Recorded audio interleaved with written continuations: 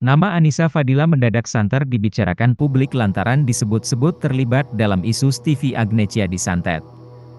Imbas pengakuan tersebut, Stevie Agnecia ramai diduga tutup usia karena santet.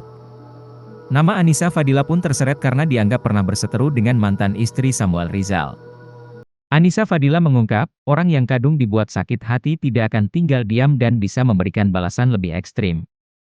Cuplikan unggahan video Annisa Fadila menyinggung dampak membuat sakit hati orang ini viral kembali di media sosial TikTok. Perihal itu, sejumlah netizen turut memberikan respons dan komentar yang beragam.